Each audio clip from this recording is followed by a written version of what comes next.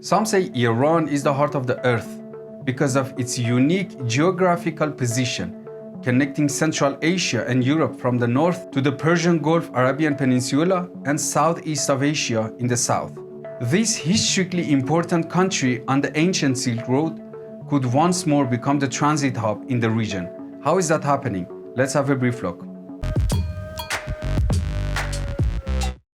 Despite huge economic sanctions of US against Iran and Washington's will to isolate Tehran, its neighboring countries have understood that working with Iran, at least in some areas, could have much more interest for them than sticking to their commitment to the US.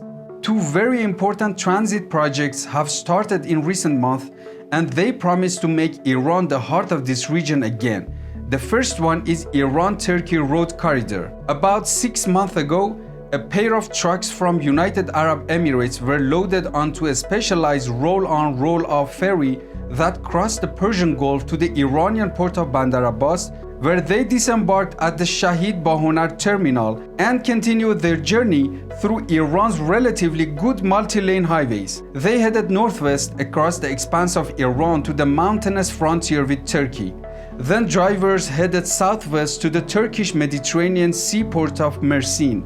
Thus, a new trade route was established, one that regional actors are jumping on and could build the kind of trade ties that encourages peaceful relations. This route is a very logical choice for trade between Europe and Eastern Asia, also Persian Gulf countries and Central Asia. The trip from Arabian Peninsula to the Mediterranean took 6 days, according to the World Road Transport Organization. That's a fraction of the 21 days it would take to get a shipment from the Persian Gulf to the Red Sea through the Suez Canal and into the Mediterranean Sea. Since the Iran trade route was opened, roughly 1,000 trucks have made their trip between Turkey and the UAE, mostly carrying goods from the west to the east.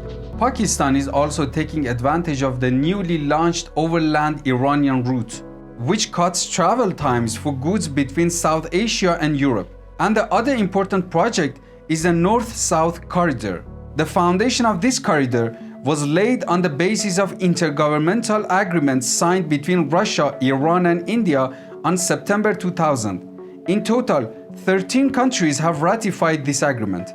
The aim of this corridor is to reduce the delivery time of goods and cargoes from Russia to India, as well as to the northern and western Europe. At present, delivery time on this route is over 6 weeks, but it is expected to be 3 weeks through the North-South Corridor. The first cargo has already been delivered from St. Petersburg through Iran to the Persian Gulf and then India.